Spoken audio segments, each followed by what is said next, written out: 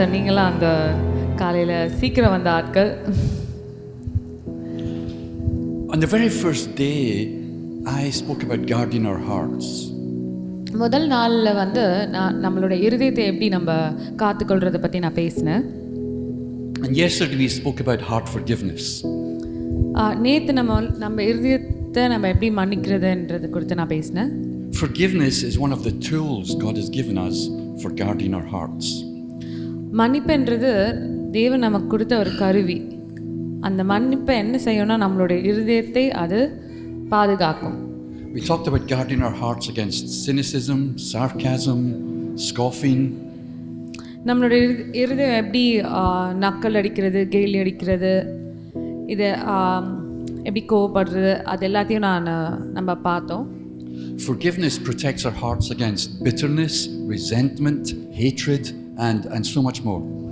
ஆனால் மன்னிப்பு வந்து மன்னிப்பு செய்யாமல் இருந்தோன்னா நம்மளோட இருதயத்தில் எப்படி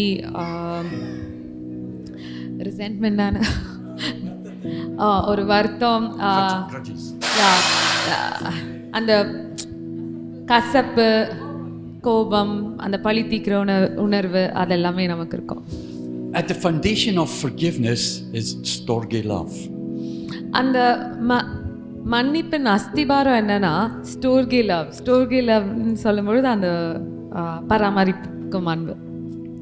And without the experience of this love, we will find forgiveness very, very difficult. இந்த அன்பு, இந்த பாசத்துடைய அனுபவம் இல்லாமல் நமக்கு மன்னிக்கிறது ரொம்ப கடினமாக இருக்கும். Jim is late because he was out looking for me. நான் அவரை தேடி போய் சுத்திட்டு இருந்தேன். அவர் இங்க வந்துட்டாரு. And we spoke yesterday about forgiveness, about letting go and cancelling debts. நேத்து நான் வந்து விடுதலை செய்வதை பற்றி பேசிக்கிட்டு இருந்தோம். நமக்கு அவங்க செலுத்த வேண்டிய கடன்களை விட்டு கொடுப்பதை பற்றி பேசிக்கிட்டு இருந்தோம். And that is a process that goes on in our lives. அது ஒரு தொடர்ந்த ஒரு பிரயாணமாக இருக்கிறது. நம்முடைய வாழ்க்கையில் அனுதினமும் நடக்கிற ஒரு விஷயமாக இருக்கிறது. It's not just an event that takes place and then you move on to something else. அது ஏதோ ஒரு தடவை நடக்கிற நிகழ்வு அல்ல, அடுத்து வேற ஒரு இதுக்கு போயிடுவோன்ற நிகழ்வு போல அல்ல. And the problem with that is sometimes the pain is ongoing. The problem is that sometimes the pain is ongoing. சில நேரம் பிரச்சனை என்ன அப்படின்னா, சில நேரம் இந்த வலி வந்து தொடர்ந்து இருந்துகிட்டே தான் இருக்கும். The pain is part of the process. இந்த வலி இந்த பிரயாணத்துடைய ஒரு பகுதியாக இருக்கும். We have held all of these emotions locked up inside us for so long. நம்ம இந்த உணர்ச்சிகள் எல்லாம் ரொம்ப நாளா உள்ள அடக்கி வச்சுக்கிட்டு இருக்கிறோம். And the temptation is when it comes we just push it all back down again. இதுல நமக்கு இதுல சோதனைனா, இந்த மாதிரி உணர்வுகள் வரும்பொழுது அதை உள்ளே அமுக்கி வச்சிருவோம். அமுக்கி வச்சிடணுன்றது தான் நமக்கு சோதனையாகவே இருக்கும். And what I learned in that time when I was in Toronto was that I had to sit with my pain. நான் டொரண்டோவில் இருக்கிற அந்த நேரத்தில் என்ன கற்றுக்கிட்டேன் அப்படின்னா வந்து, என் வேதனையை வந்து நான் எதிர்கொள்ளணும், அதோடு நான் சேர்ந்து உட்காரணும் அப்படின்றத கற்றுக்கிட்டேன்.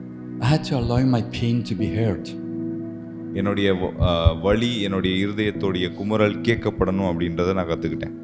I realized that this pain in me was a part of me that had never been listened to.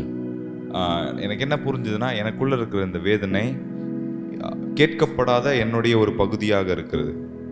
And so I learned to sit with the pain and let the pain be present. அதனால் அந்த வேதனையோடு உட்கார்ந்து அதை நான் அனுபவிக்க ஆரம்பித்தேன். And when this was going on for me in these meetings, no one came to pray for me. இந்த meeting நடந்துட்டு இருக்கும்போது எனக்காக ஜெபிக்க யாருமே வரவே இல்லை. That just made me more angry. அது எனக்கு இன்னும் கோவத்தை தான் ஏற்படுத்துச்சு. Although I did not ask anyone to pray for me either. நானும் யார்கிட்டயும் ஜெபிக்க சொல்லி கேட்கவே இல்லை. I did not know how to ask for help. இல்லை, உதவி கூட நான் கேட்கல. That was my problem. அது என்னுடைய தவறு.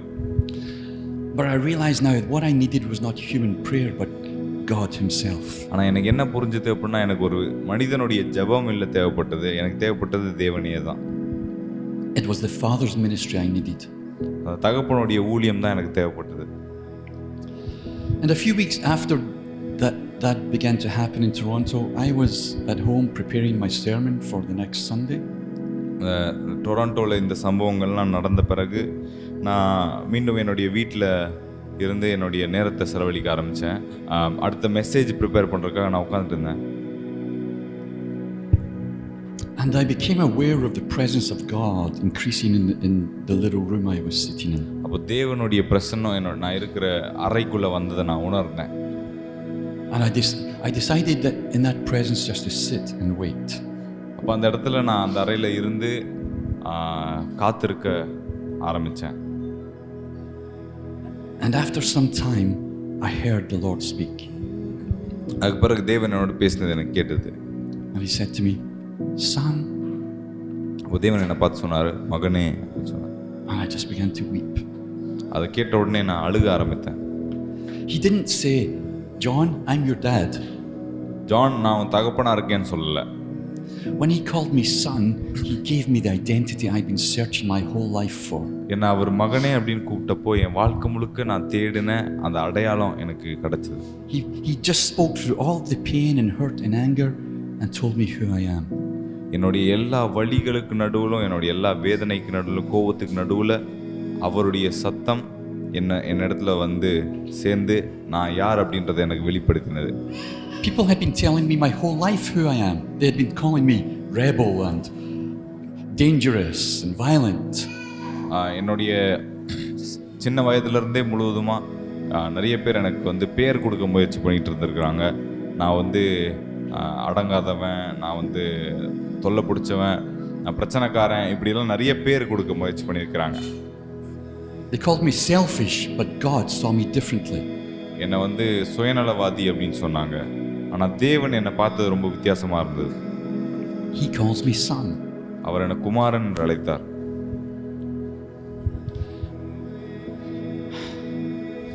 I had a lot of questions about God and about my life. தேவனை பற்றியும் என்னுடைய வாழ்க்கையை பற்றியும் அநேக கேள்விகள் எனக்கு இருந்தது. God has never answered those questions. தேவன் அந்த கேள்விகளுக்கு பதில் சொல்லவே இல்லை. But that morning I stopped asking them. ஆனால் அந்த காலை வேளையில் இந்த கேள்விகளை கேட்கறத நான் நிறுத்திட்டேன். Those questions no longer mattered in the light of Him being my father and me being His son. அவர் என்னுடைய தகப்பனா இருக்கிறார் நான் அவருடைய பிள்ளையா இருக்கிறேன் அப்படின்னு சொல்லப்படுற உண்மைக்கு முன்பதாக இந்த கேள்விகள் எனக்கு ஒரு பிரச்சனையாகவே தெரியல. After years of work by the Holy Spirit, I was finally coming home to my true identity and true place of belonging. பல வருஷம் ஆவியானவர் கூட இந்த பிரயாணத்தில் ஒரு வழியா நான் தேவனிடத்துல வீடு திரும்பினேன். And in that place in Toronto in 2005, there was a part of the session where someone put their arms around me and prayed. இந்த 2005 டொராண்டோ இடத்துல வந்து நான் அந்த ஜெபத்துக்கு போயிருந்தப்போ, அந்த ரிட்ரீட்டுக்கு போயிருந்தப்போ அங்கே என்னை யாரோ கட்டி பிடிச்சி ஜெபம் பண்ணாங்க. They prayed, "Father, I pray that these arms of mine would become your arms around John." அவங்க பண்ண ஜெபம் இப்படி தான் இருந்தது. பிதாவே, இப்போ நான் ஜானை சூழ்ந்திருக்கிற என்னுடைய கரங்கள் உங்களுடைய கரங்களாக மாறட்டும் அப்படின்னு சொல்லி ஜெபம் பண்ணாங்க. Father, I pray that as your love pours into John's heart, he would realize who he really is and how you really see him. தகப்பனே, ஜானோட இருதயத்துக்குள்ள உங்களுடைய அன்பு ஊற்றப்படட்டும், நீங்கள் யாருன்ற அவர் அறியட்டும்னு ஜெபம். I mean, I cried a little bit. நான் கொஞ்சம் அழுதேன், லேசாக அழுதேன். But I didn't have any big experience. ஆனால் ஏதோ பெரிய அனுபவம் எனக்கு எதுவுமே நடக்கல. You know, I was a Pentecostal pastor. I went through Pentecostal Bible school. நான் ஒரு பெந்தகோஸ்தே போதகராக இருந்தேன். பெந்தகோஸ்தே பைபிள் காலேஜ் அட்டெண்ட் பண்ணியிருக்கிறேன். And it's almost like God hadn't done anything if you did not have an experience. எனக்கு வந்து ஒரு உணர்வு இல்லை அப்படின்னா வந்து தேவன் எதுவும் பண்ணாருன்னு ஒத்துக்கவே முடியாது. You know, if you didn't get a tingle up your spine, உங்களுடைய முதுகெலும்பில் ஏதாவது ஒரு உணர்ச்சி வரணும், or you didn't fall over when you were prayed for, இல்லை யாருன்னா உங்களுக்கு ஜெபம் பண்ணும்போது நீங்கள் கீழே விழணும், those things don't mean anything. அந்த விஷயங்களுக்கு எந்த அர்த்தமே இல்லை. We receive by faith. நம்ம விசுவாசத்தினால் பெற்றுக்கொள்கிறோம். Did you believe in Jesus because he knocked you on the floor? இயேசு வந்து உங்களை தரையில் விழ வச்சனால நீங்கள் அவரை நம்புனீங்களா? You know, did Jesus run his fingers up your spine and then you believed? இயேசு வந்து உங்களுடைய நடுமுதுகில் ஒரு உணர்ச்சி கொடுத்தனால தான் நீங்கள் அவரை விசுவாசித்தீங்களா? No. இல்லை. You just, by faith, accepted what Jesus wanted to do in your life. விசுவாசத்தினால அவர் என்ன செய்ய விரும்பினார் அப்படின்றத நீங்கள் உங்களுடைய வாழ்க்கையில் பெற்றுக்கொண்டீங்க. It's the same with knowing Father as our dad. தேவனை நம்முடைய தகப்பனாய் அறிவது இப்படி இருக்கும். Although I didn't feel anything that day, I believed that Father had started pouring his love into my heart. அன்னைக்கு எதுவுமே எந்த உணர்ச்சியும் எனக்குள்ள வரல என்றாலும், ஆனால் நான் என்ன விசுவாசித்தேன் அப்படின்னா, தகப்பன் அவருடைய அன்பை எனக்குள்ள ஊற்ற ஆரம்பித்து விட்டார் என்று நான் விசுவாசித்தேன். And he was meeting all of the needs that had never been met in my life. என்னுடைய வாழ்க்கையில சந்திக்கப்படாத எல்லா தேவைகளும் அவர் ஒவ்வொன்றாய் சந்திக்க ஆரம்பித்தார். He was pouring his love into the parts of my heart where as a child I was not loved. ஒரு சிறு பிள்ளையா நான் எந்தெந்த இடங்கள்ல நேசிக்கப்படலையோ அந்த இடங்களெல்லாம் அவருடைய அன்பினால் அவர் நிரப்ப ஆரம்பித்தார். All those parts of my heart of when I was a teenage boy and even an adult where I did not experience love.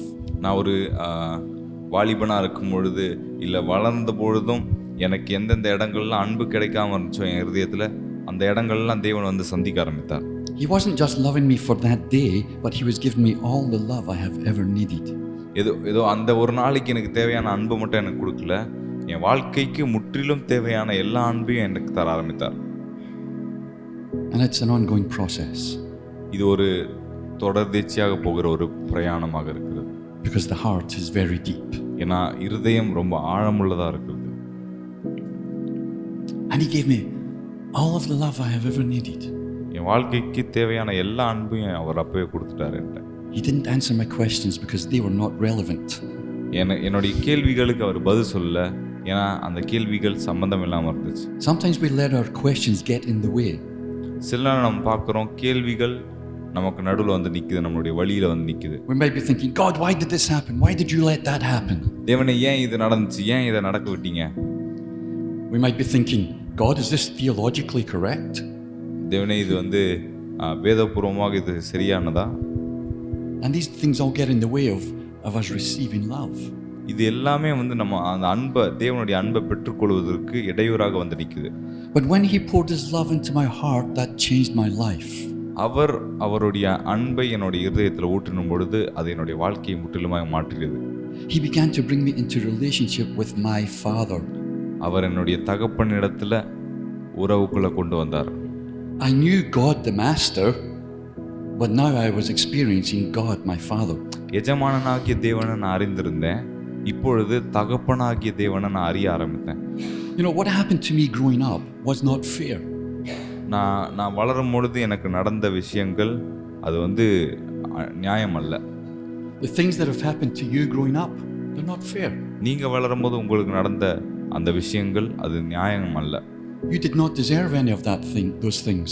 அது எதுவுமே உங்களுக்கு நடந்திருக்க கூடாது. You did not deserve to go without food or to take beatings.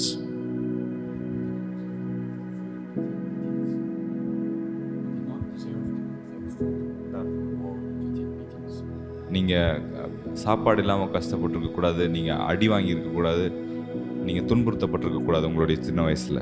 You didn't deserve any of that. That's not what God planned for you. அது எதுவுமே உங்களுக்கு நடந்திருக்க கூடாது, அது தேவன் உங்களுக்கு வைத்த தீர்மானம் அல்ல. And what he wants to do is come to each one of us and give us the fathering that we missed out on. இன்னைக்கு தேவன் வந்து என்ன செய்ய விரும்புறார் அப்படின்னா, நம்ம ஒவ்வொருத்தரிடத்திலும் வந்து அவருடைய நமக்கு தகப்பனாக மாற விரும்புகிறார். எந்தெந்த இடங்களில் நமக்கு தகப்பனுடைய தேவை இருந்ததோ அந்தந்த இடங்கள்லாம் அவர் தகப்பனாக வந்து நிரப்ப விரும்புகிறார். What he wants to do is come and give us the mothering that we did not receive. நமக்கு கிடைக்காத அந்த தாயின் அனுபவங்களை நமக்கு வந்து நம்மளுடைய இருதயங்களில் வந்து ஊற்றி அதை நிரப்ப விரும்புகிறார். When he spoke to me from 2 Corinthians and said, I will be a father to you. 2 கொரிந்தியர்ல அவர் பேசினது போல நான் உங்களுக்கு ஒரு தகப்பனாக இருப்பேன். When he spoke those words, I understood he was saying to me, John, I will do for you what your biological parents were not able to. அதை சொல்லும் பொழுது எனக்கு அந்த வசனத்தை வாசிக்கும் போது எனக்கு என்ன புரிஞ்சுது அப்படின்னா வந்து தேவன் எனக்கு இப்படி சொல்றதை நான் கேட்டேன். ஜான், உன்னுடைய தகப்பனால, உன்னுடைய தாயால, உன்னுடைய பெற்றோரால் என்ன செய்ய முடியாதோ, எந்த இடங்கள்ல நிரப்ப முடியுதோ அந்த இடங்கள்லையும் நான் உனக்கு பெற்றோராக இருப்பேன் அப்படி சொன்னார். There's a huge difference in calling God the Father. தேவனை தகப்பன் என்று அழைப்பதில் ஒரு பெரிய வித்தியாசம் இருக்கிறது. You know, we can know the doctrine and everything else that God is the Father. தேவன் தான் தகப்பனா இருக்கார் அப்படின்றதுக்கு இறையியலாக நம்ம எல்லாம் படித்து வைக்க முடியும். Paul even tells us that is the truth, that is the fact. Pavul சொல்லுகிறார் அதுதான் உண்மையாகவும் இருக்கிறது. சகல சிருஷ்டிக்கும் அவர் தகப்பனாக இருக்கிறார். He says in 1 Corinthians, there is one God, the Father. 1 கொரிந்தியர்ல அவர் எழுதுறாரு, ஒரே தேவன் இருக்கிறார், அவர் பிதாவாக இருக்கிறார். The Father is the one from whom everything comes and for whom we live. பிதாவினிடத்திலிருந்து எல்லாம் வருகிறது, எல்லாவற்றும் அவராலே உயிர் அடைகிறது. So we can have all of that, those facts and all of that knowledge. இந்த எல்லா ஞானமும் இந்த எல்லா அறிவும் நமக்கு இருக்கலாம், புரிந்து கொள்ளுதலும் இருக்கலாம். But to experience God being a father to us is completely different and separate from the knowledge. ஆனா தேவன் நமக்கு தகப்பனா இருக்கிற அனுபவத்தை அனுபவிப்பது முற்றிலும் வித்தியாசமான ஒரு அனுபவமாக இருக்கிறது. You see, many of us have had men and women in our house who have been, we've called them mom, we've called them dad. நிறைய பேருடைய வீட்டில் வந்து நம்ம அம்மா அப்பான்னு கூப்பிட ஆட்கள் இருந்திருக்கிறாங்க. But we've lived our whole lives without experiencing them being mothers or fathers to us. ஆனால் நம்முடைய வாழ்க்கை முழுவதிலுமே வந்து அவங்க நமக்கு அப்பா அம்மாவா இல்லாத அனுபவங்கள் நிறைய இருக்கிறது. They may have provided food and clothes. அவங்க உங்களுக்கு சாப்பாடு கொடுத்துருக்கலாம், வீடு கொடுத்துருக்கலாம், துணி கொடுத்துருக்கலாம். They may have disciplined us. நமக்கு வந்து சரியான விஷயங்களை சொல்லி கொடுத்து நம்மளை கண்டித்திருக்கலாம். But they never took you and put you on their knee and said, I'm proud of you. ஆனால் உங்களை தூக்கி அவங்க மடியில் உட்கார வச்சு நான் உன்னை பற்றி ரொம்ப பெருமைப்படுறேன், உன்னை பார்த்து ரொம்ப பெருமைப்படுறேன்னு சொல்லலை. Or looked in your eyes and said, son, I love you. இல்லை உங்களுடைய கண்களை பார்த்து சொல்லலை, மகனே நான் உன்னை நேசிக்கிறேன்.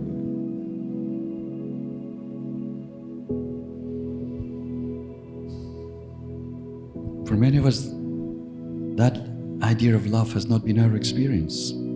நிறைய பேருக்கு இப்படிப்பட்ட அனுபவத்தில் இல்லை. There is something deep within the human heart that needs to know a father's approval and a mother's comfort. ஒரு மனித இருதயத்துக்குள்ள ஒரு ஆழமான இடம் இருக்குது. அங்க தகப்பனுடைய அன்பையும் தாயோடைய அரவணைப்பையும் தேடுகிற ஒரு இடமாக இருக்கிறது. To know a father and a mother who are supportive of us, who champion us and who encourage us and cheer us on. ஒரு தாயும் தகப்பனும் நம்மளை உற்சாகப்படுத்தி நம்மளை பற்றி பெருமையாக நினைத்து நம்மளை ஊக்குவிக்கிற ஒரு அனுபவம் இல்லாமல் இருக்கிறது. There was a famous actor called Burt Reynolds. Burt Reynolds என்று சொல்லப்படுகிற ஒரு பிரபல நடிகர் இருந்தார். He was a big Hollywood star, friends with Clint Eastwood. அவர் பெரிய ஹாலிவுட் ஸ்டாராக இருந்தார். அவர் வந்து கிளின்ட் ஈஸ்ட்வுட் என்று சொல்லப்படுகிறவருக்கெல்லாம் நண்பராக இருந்தார். He was famous, he was rich. அவர் ரொம்ப பிரபலமாக இருந்தார், பணக்காரராக இருந்தார். He had lots of beautiful women to accompany him everywhere. அவர் கூட எப்பயுமே போகிறதுக்கு நிறைய அழகான பெண்களும் இருப்பாங்க. He liked to drink bourbon. அவர் வந்து மதுபானம் எல்லாம் குடிப்பார். He got into a few fist fights in bars. சில இடங்கள்ல சில பார்கள்ல அவர் வந்து சிலரோடு சண்டையெல்லாம் போட்டிருக்காரு. And everyone thought there is a real man. நிறைய பேர் அவரை பார்த்து சொன்னாங்க, பாரு உண்மையான ஆம்பளனா அப்படிதான் இருக்கணும் அப்படின்னா. But in various interviews he has said something different. ஆனா நிறைய இன்டர்வியூல பாத்தீங்கன்னா அவர் ரொம்ப வித்தியாசமான ஒன்று சொல்லியிருக்காரு. He was asked, you know, Bert, everyone says you are the epitome of manhood. What makes a man a man? அப்புறம் அவர்கிட்ட வந்து நிறைய பேர் வந்து கேட்டாங்க, இன்டர்வியூவில் எடுக்கும்போது அவர்கிட்ட வந்து கேட்டாங்க, பட் உங்களை பார்த்து தான் சொல்கிறாங்க ஒரு ஆம்பளைனா இப்படி தான் இருக்கணும் அப்படின்னு சொல்லி அதுக்கு உதாரணமாக உங்களை தான் சொல்கிறாங்க. ஒரு ஆம்பளையா மாற்றுறது, ஒரு மனுஷனாக மாற்றுறது என்ன அப்படி சொல்லி அவர்கிட்ட கேட்டாங்க. And he said, we have a saying in the deep south of America. அவர் சொன்னார், சவுத் அமெரிக்காவில் ஒரு விஷயம் சொல்லப்படுகிறது. You're not a man until your father says you are a man. உன்னுடைய தகப்பன் உன்னை பார்த்து நீ ஒரு ஆம்பளைன்னு சொல்கிற வரைக்கும் நீ ஒரு ஆம்பளை அல்ல, நீ ஒரு ஆண் அல்ல, அதுவரை நீ ஒரு பையன்.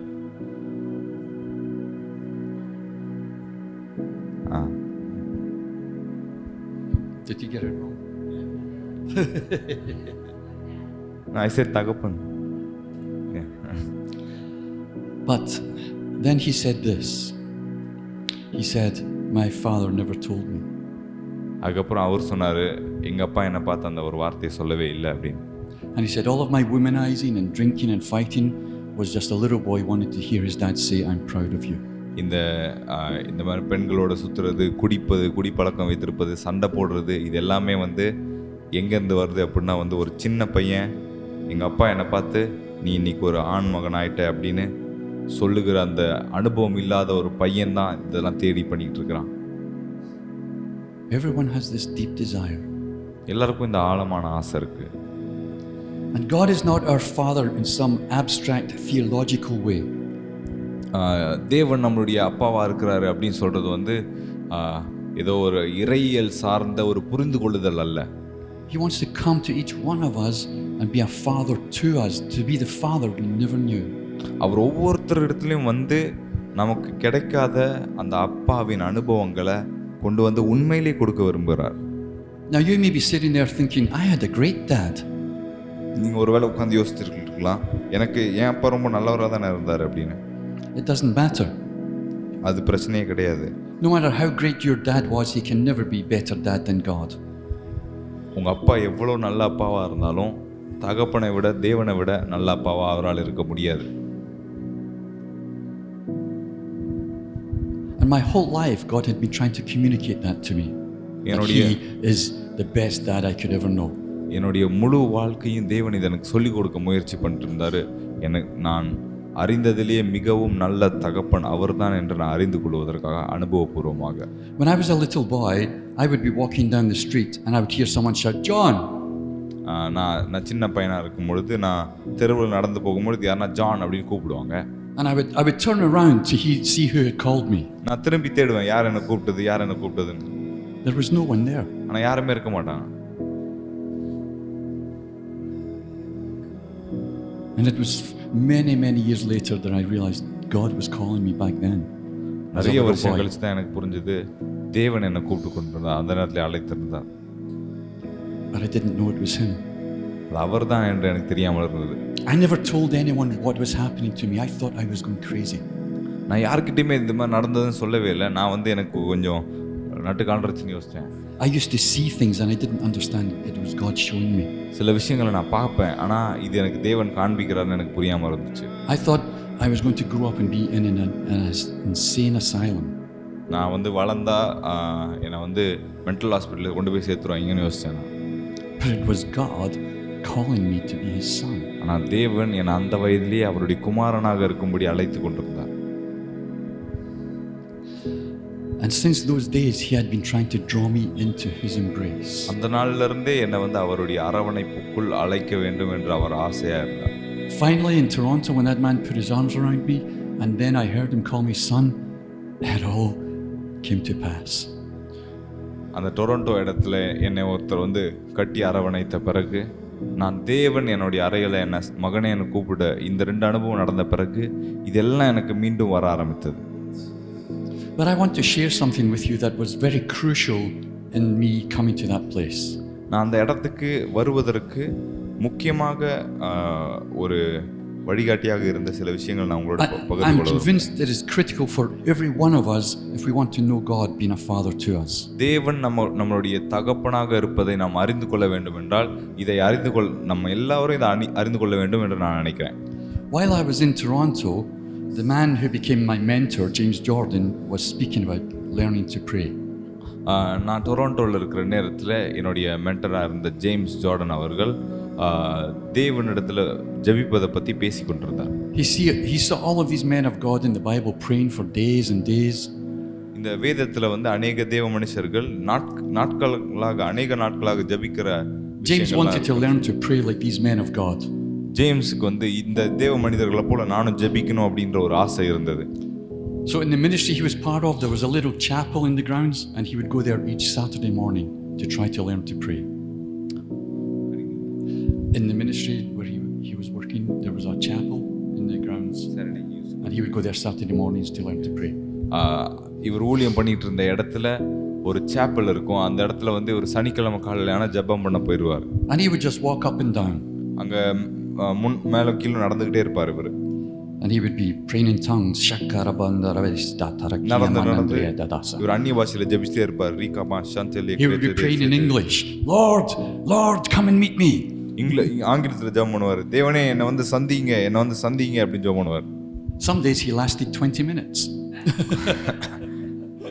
இது இப்படி பண்றதுல சில நாட்கள் ஒரு 20 நிமிஷம் பண்ணியிருப்பார். But he learned eventually to find his way into the presence of God and just sit there and rest there without necessarily speaking. ஆனால் இந்த மெதுவாக செய்யும் பொழுது அவர் ஒரு கட்டத்துக்கு மேலாக தேவனுடைய பிரசன்னத்தை கண்டுபிடித்து அதில் அந்த பிரசன்னத்தோடு அமர கற்றுக்கொண்டார். அப்படியே எதுவுமே செய்யாமல் எதுவுமே ஜெபிக்காம பிரசன்னத்தோடு உட்கார கற்றுக்கொண்டார். And one day the Lord spoke to him. ஒரு நாள் தேவன் அவரோடு பேசினார். As James is walking up and down, he hears the voice of the Lord asking him a question. James இப்படி அப்படி நடந்துட்டு இருக்கும் பொழுது தேவனுடைய வார்த்தை அவருக்கு வந்து அவர்கிட்ட ஒரு விஷயம் கேள்வி கேட்கிறதை இவர் உணர்ந்தார். He said it was only 5 words, but it stopped him right in his tracks.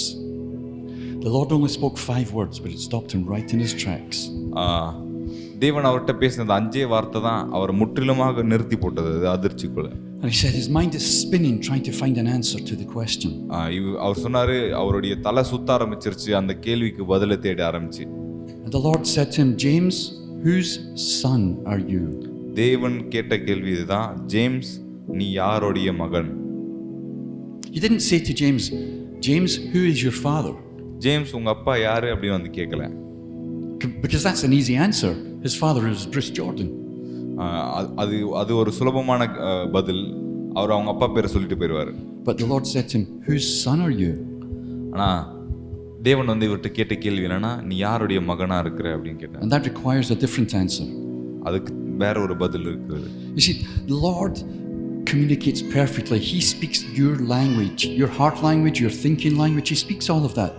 தேவன் உங்களுடைய இருதய மொழியை பேசுகிறார், உங்களுடைய சிந்தையின் மொழியை பேசுகிறார். And so James knew immediately. The Lord was saying, James, who have you behaved as a son towards? James நீ யாருக்கு மகனாக வாழ்ந்து கொண்டிருக்கிற அப்படின்னு, யாருடைய குமாரனை போல வாழ்ந்து கொண்டிருக்கிற, யாருக்கு மகனாக நடந்துக்கிற அப்படின்னு கேட்டார். And immediately James knew he could not say Bruce Jordan. உடனே ஜேம்ஸுக்கு புரிஞ்சது அவருடைய அப்பா பேர் ப்ரூஸ் ஜார்டன் சொல்ல முடியாது என்று. When he knew when he was 10 years old, he stopped being a son to Bruce Jordan. அவருக்கு தெரியும் 10 வயசு ஆன பொழுதே அவர் வந்து ப்ரூஸ் ஜார்டன் என்பவருக்கு அப்பாவாக இருப்பதை மகனாக இருப்பதை அவர் நிறுத்திட்டார். He lived in the same house as Bruce. He ate the food that Bruce supplied. He wore the clothes that Bruce bought him, but he was not a son to him. Bruce உடைய வீட்டில் தான் வாழ்ந்தார், Bruce கொடுத்த சாப்பாடை தான் சாப்பிட்டாரு, Bruce உடைய கொடுத்த துணிகளை தான் இவர் அணிந்து கொண்டார். ஆனால் ப்ரூஸுக்கு அந்த வீட்டில் இருந்தாலும் இவர் மகனாக இருக்கவில்லை. I'm sitting probably the distance you are from here to me. I'm sitting that distance away from James. James இதை பேசி கொண்டிருக்கும் பொழுது இவர் உட்கார்ந்துருக்கிற தொலைவில் நான் உட்கார்ந்து கேட்டுக்கொண்டிருக்கிறேன். And as James is speaking, I feel as though like I had been pinned to my seat. I couldn't move. James இதை பேசி கொண்டிருக்கும் பொழுது நான் சீட்டில் உட்காந்துருக்கும் பொழுது என்னை சீட்டோடு சேர்த்து குத்தி வச்ச மாதிரி என்னால் அசைய முடியாமல் நான் அப்படியே உட்கார்ந்து கொண்டிருக்கிறேன். And my mind began to spin. என்னுடைய தலை சுத்த ஆரம்பிச்சது. Because the Lord was saying to me, John, whose son have you been? என்னை பார்த்து தேவன் கேட்டது போல, ஜான் நீ யாருடைய மகனா இருக்கிற? And suddenly a memory from very long back came to me. அப்போ திடீரென்று ரொம்ப பழைய ஒரு ஞாபகம் எனக்கு வந்தது. I was 2 or 3 years old and I'm standing here and my dad is sitting here in his armchair. நான் ஒரு 2-3 வயசு இருக்கிறேன். நான் இந்த இடத்துல நிற்கிறேன், என்னுடைய அப்பா இந்த இடத்துல உட்கார்ந்து கொண்டிருக்கிறார் ஒரு ஆர்ம் சேர்ல. I can still see the picture very clearly. அந்த அனுபவத்தோடைய கற்பனை என்னால் இன்னும் தெளிவாக படத்தை என்னால் பார்க்க முடியுது. He has some clothes on his lap. அவருடைய மடியில் சில துணி இருந்தது, கொஞ்சம் துணி இருந்தது. I am standing here naked. நான் இங்கே துணி இல்லாமல் நின்றுட்டு இருக்கிறேன். And he said, come here and get dressed. அப்பா அவர் சொன்னார், இங்கே வந்து வா, இங்கே வா, ட்ரெஸ் போடலாம், ட்ரெஸ் போட்டுக்கோ அப்படின்னு சொன்னார். Now, the power of my dad's legs had begun to go, so he couldn't get up and just come and get me. எங்கள் அப்பாவுடைய கால்கள் நோயினால் பாதிக்கப்பட்டனால அவரால் எழுந்து வர முடியல. அவர் என்ன அங்கே வந்து ட்ரெஸ் போட்டுக்க சொன்னார். So I stood there and said, no. நான் அங்கே இருந்து சொன்னேன், இல்லை முடியாது, don't want to. எனக்கு போட விருப்பம் இல்லை. Come here. அப்போ அவர் சொன்னார், இங்கே வா. No, don't want to. நான் சொன்னேன், இல்லை முடியாது. Come here. இங்கே வா அப்படி சொன்னார். No, I don't want to. இல்லை எனக்கு போட விருப்பம் இல்லை. And he had his belt for his trousers. அவர் இடுப்பில் belt கட்டியிருந்தாரு. And he just did that.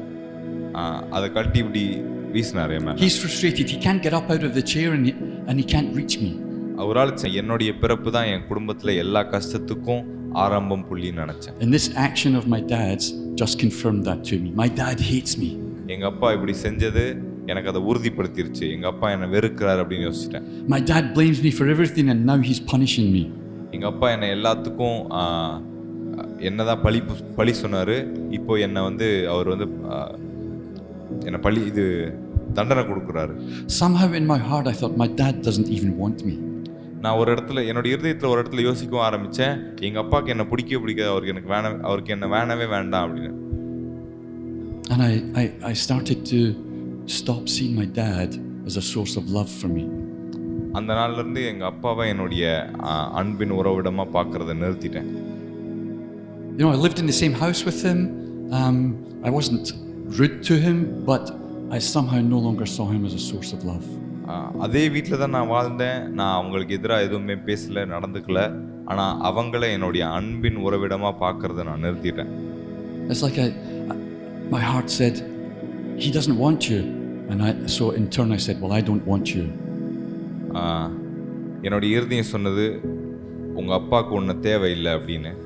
நான் அதுக்கு திரும்ப பதில் சொன்னேன், எனக்கு எங்கள் அப்பா தேவையில்லை அப்படின்னு. My whole life it caused me to strive after some sort of approval and acceptance. என்னுடைய மொத்த வாழ்க்கையுமே வந்து ஒரு விதமான ஏற்றுக்கொள்ளுதலுக்காக என்னை சேர்த்துக்கொள்வாங்க அப்படின்ற ஒரு விருப்பத்தில் ஓடிக்கொண்டே இருந்தது. As a small child, I had no emotional ability to understand my dad's suffering. ஒரு சிறு குழந்தையாக எங்கள் அப்பாவுடைய கஷ்டம் என்ன அப்படின்றத புரிந்து கொள்ளுகிற மனப்பான்மை எனக்கு இல்லாமலே இருந்தது. As a little, I didn't remember this bit, but my mom continues to tell this story. She thinks it's very amusing. That later, I got my dad's belt and I threw it in the fire. இது எனக்கு ஞாபகம் இல்லை. நான் எங்கள் அம்மா சொல்லுவாங்க, ஒரு நாள் எங்கள் அப்பாவுடைய பெல்ட் எடுத்து நான் நெருப்பில் தூக்கி போட்டுட்டேன். I don't remember doing it, but my mom says, yep, that's what you did. You waited and you threw his belt in the fire later that night. இதை வந்து நான் செஞ்ச ஞாபகம் எனக்கு இல்லை. ஆனால் எங்கள் அம்மா சொல்லுவாங்க, அன்னைக்கு ராத்திரி வந்து எங்கள் அப்பாவுடைய பெல்ட் எடுத்து நான் நெருப்பில் தூக்கி போட்டேன் அப்படின்னு. So just watch out. But you see, I did not understand what was happening to my dad. His frustration, the overwhelming sense of failure to be a dad. I didn't understand what my dad was going through, his own pain, his suffering, his sense of failure, not being able to be a dad. எங்கள் அப்பாவுக்கு அவருடைய மனதில் ஓடிக்கொண்டிருந்த வேதனையோ அவருடைய பிரச்சனையோ எனக்கு புரியவே இல்லை. அவருக்கு இருந்த நோய் நிமித்தமாக அவரால் எனக்கு ஒரு நல்ல தகப்பனாக இருக்க முடியல அப்படிங்கிற ஒரு வேதனையும் அவருக்கு இருந்து கொண்டே இருந்தது. இது எதுவுமே என்னால் புரிந்து கொள்ள முடியவில்லை. You know, I did things for my dad that dads should do for their children. அப்பாக்கள் குழந்தைகளுக்கு செய்கிற விஷயங்களை நான் என்னுடைய அப்பாவுக்கு செய்ய வேண்டிய நிலைமை இருந்தது. I would spoon feed my dad. நான் எங்கள் அப்பாவுக்கு சாப்பாடு ஊட்டி விட வேண்டிய நிலைமை இருந்தது. I would brush his teeth. நான் அவருக்கு பல்லு விளக்கி விட வேண்டிய நிலைமை இருந்தது. He didn't have the ability to do that for himself. அவருக்கு அது எதுவுமே செஞ்சு கொள்ள முடியல. And I thought, because my dad can't give me what I need, I interpreted that as my dad doesn't want to. எங்கள் அப்பாவால் என்னுடைய தேவைகளை சந்திக்க முடியாதனால நான் என்ன முடிவு பண்ணேன் அப்படின்னா, எங்கள் அப்பாவுக்கு என்ன பிடிக்கல, அவருக்கு என்ன தேவையில்லை அப்படின்னு நான் முடிவு பண்ணிட்டேன். And so I rejected him as a source of love. அவர் என்னுடைய அன்பின் உறவிடமாக இருந்து நான் அவரை நீக்கிட்டேன், விலக்கிட்டேன். I don't think I hated him. I just didn't see him as a source of love. நான் அவரை வெறுக்கலை, ஆனால் அவரை என்னுடைய அன்பின் உறவிடமாக நான் பார்க்க மறுத்துட்டேன். So when the Lord is saying to me, John, whose son are you? I knew I could not say Angus MacDonald's.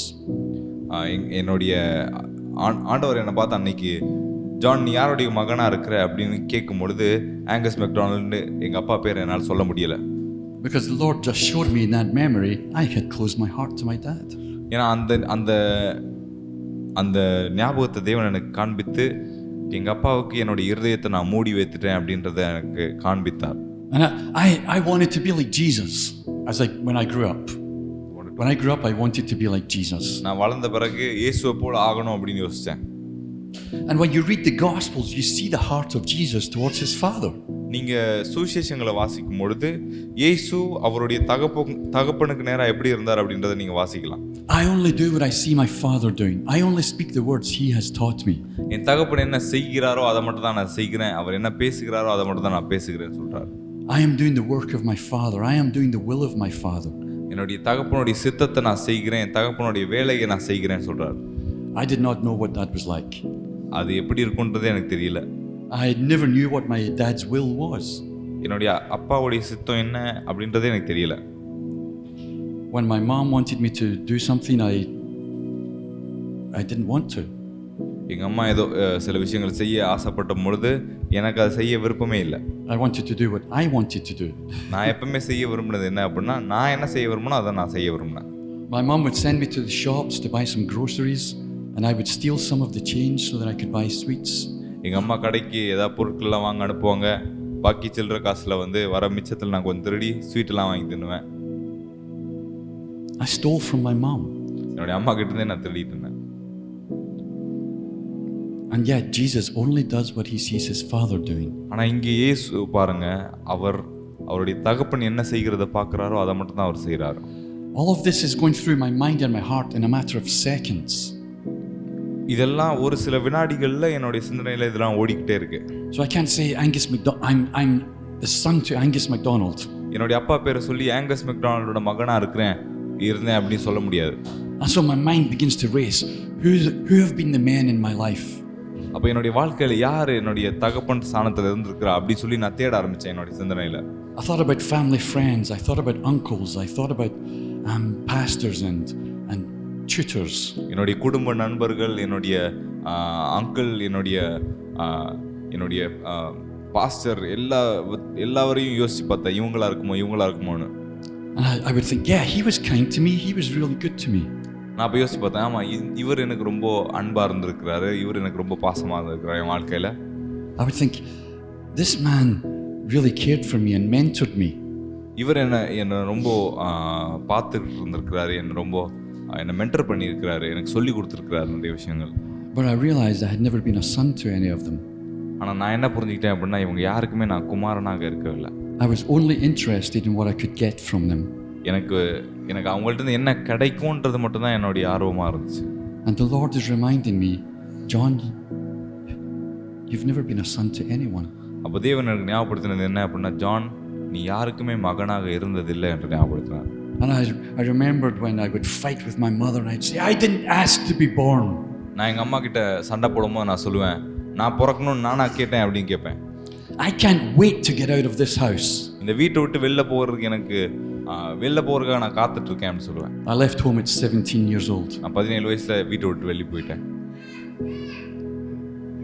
What I was doing was exactly what I'd done with my dad. I was cutting her out of my life as a source of love. நான் என்ன பண்ணிக்கிட்டு இருந்தேன் அப்படின்னா எங்கள் அப்பாவுக்கு செஞ்ச அதே விஷயம்தான். எங்கள் அம்மாவையும் என்னுடைய வாழ்க்கையிலேருந்து அன்பின் உறவிடமாக இருக்கிற இடத்துலேருந்து அவளை நீக்கி போட்டேன். The Lord showed me that when I cut my dad and when I cut my mom out of my heart, தேவன் எனக்கு காண்பித்தார், என்னுடைய அம்மாவையும் என்னுடைய அப்பாவையும் என்னுடைய இருதயத்திலேருந்து நான் அவங்களுடைய அன்பை பெற்றுக்கொள்வதிலேருந்து நான் விலக்கின பொழுது, when you cut your mom and dad out of your heart as being a source of love to you, it destroys something within you.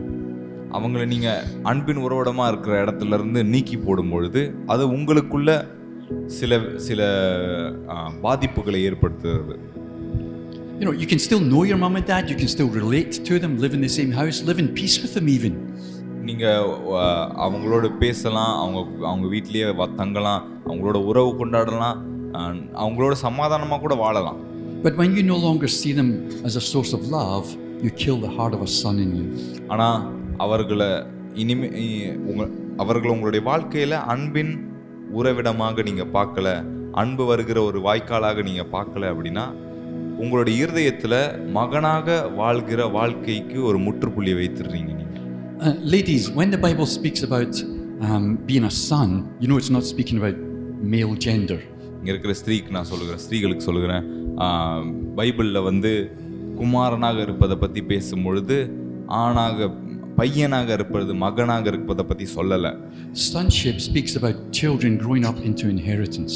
அது பாலினத்தை பற்றினதல்ல, அது பிள்ளைகள் அவர்களுடைய சுதந்திரத்துக்கு வளர்வதை பத்தி பேசிக் So கொண்டிருக்கிறோம். ladies, you also are sons of God. அப்ப நீங்களும் குமாரர்கள் சொல்லும்போது அது உங்களையும் உட்படுத்தும். Men, you also are the bride of Christ. நீங்களும் தேவகுமாரர்களா இருக்கிறீங்க. ஆண்கள் நீங்களும் கிறிஸ்துவின் மணவாட்டியாக இருக்கிறீங்க. It has nothing to do with biology.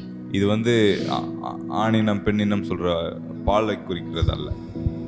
But I never realized when I was doing all of these things, was losing the capacity to be a son to anyone. அப்போ நான் என்னுடைய இருதயத்தை எல்லாருக்கும் அன்பு வருகிற வாய்க்காலாக இருக்கிற இடத்துல இருந்து மூடும் பொழுது நான் மகனாக இருக்கிறத நிறுத்திட்டேன் அப்படின்றத நான் உணர்ந்தேன். And I did not realize when I lose the capacity to be a son to anyone, I cannot be a son to God. நான் யாருக்குமே வந்து மகனாக இருக்கிறத நிறுத்திட்டேன் அப்படின்னா தேவனுக்கும் என்னால் மகனாக இருக்கவும் முடியாது. Jesus operated as a son. இயேசு குமாரனாக வெளிப்பட்டார், செயல்பட்டார். Didn't he call himself the Son of Man? அவர் மனுஷகுமாரன் என்று அவரே சொன்னார். The Jews called him the Son of David. யூதர்கள் வந்து அவரை வந்து தாவீதின் குமாரன் என்று சொன்னாங்க. The demons called him Son of the Most High God. அந்த பிசாசுகள் அவரை பார்த்து சொன்னது ஜீவனுள்ள தேவனுடைய குமாரன் என்று. Jesus' identity was not Messiah. இயேசுவுடைய அடையாளம் இரட்சகர் என்பது அல்ல. Jesus' identity was not prophet and teacher. இயேசுவுடைய அடையாளம் அவருடைய தீர்க்கதரிசி, அவருடைய போதகர் என்று அல்ல. Jesus' identity was a son. இயேசுவுடைய அடையாளம் எப்பொழுதுமே ஒரு குமாரனாக இருந்தது. And in him we see the heart of a son because he only does what he sees his father doing and only speaks the words his father teaches him. அவருக்குள்ள நம்ம ஒரு குமாரன் இருதயத்தை பார்க்கிறோம். ஏன்னா அவர் அந்த அப்பா என்ன செய்கிறாரோ அதை மட்டும் தான் செய்கிறாரு, அப்பா என்ன பேசுகிறாரோ அதை மட்டும் தான் அவர் பேசுகிறார். That is the heart of sonship. அதுதான் குமாரத்துவத்தின் இருதயம். And I no longer had it. ஆனா எனக்கு அந்த நாள்ல அந்த குமாரன் இருதயம் இல்லாம இருந்துச்சு. You know, when you become a Christian, people say you need to make Jesus the Lord of your life. நம்ம கிறிஸ்தவர்கள் ஆகும்பொழுது எல்லாரும் நமக்கு என்ன சொல்லி கொடுக்குறாங்க அப்படின்னா, நீங்க இயேசுவை உங்களுடைய வாழ்க்கையின் கர்த்தராக ஏற்றுக்கொள்ள வேண்டும். We say some really stupid things in Christianity. நிறைய முட்டாள்தனமான விஷயங்கள் நம்ம கிறிஸ்தவத்துல பேசிக்கிட்டு இருக்கோம். You know, we say things like let go and let God. There's no translation for this. Okay, so in UK we say things like let go, let God, and you have no idea what they're talking about. Let go, what does that mean? Let God, what does that mean? Yeah, I don't understand what that means, so I can't translate. That's okay. கடவுளை செயல்படுத்த விடு, நீ விட்டுரு அப்படி இப்படி சொல்லுவாங்க. எப்படி விடுறது, எப்படி கடவுளை வேலை செய்ய விடுறது எதுவுமே புரிய மாட்டேங்குது. See? I tried. I let God. Oh, Father.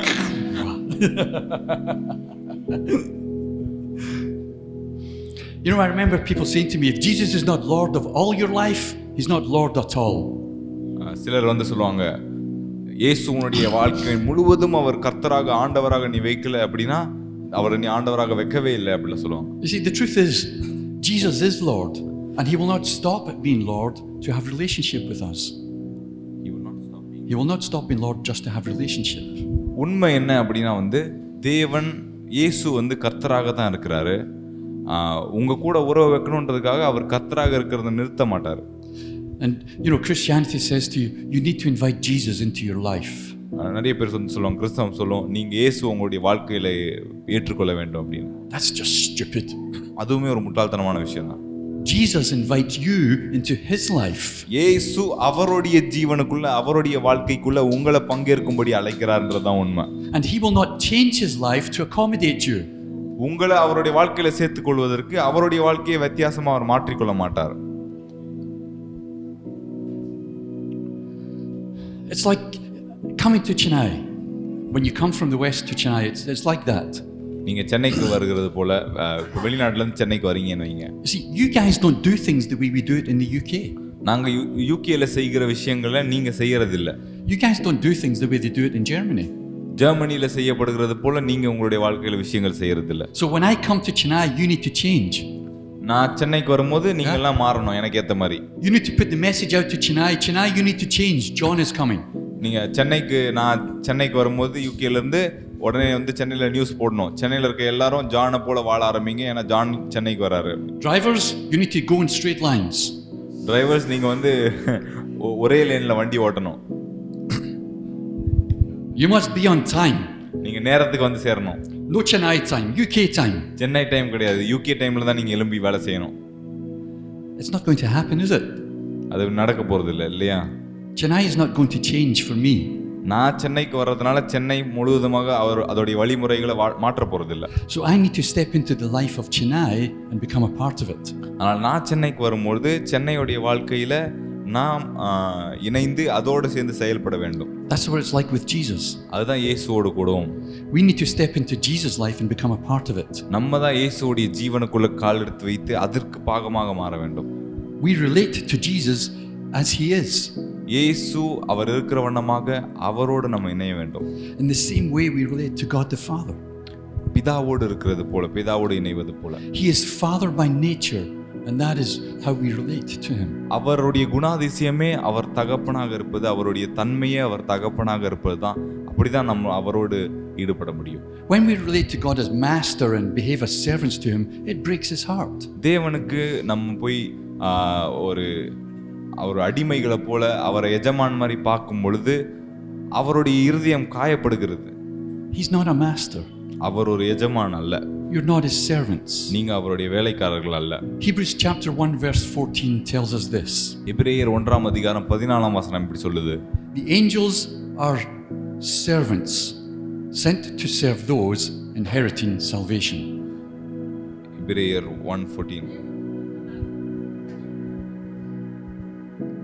Okay, தேவதூதர்கள் அனுப்பப்படுகிற பணிவிடை ஆவிகளாக இருக்கிறார்கள். 14.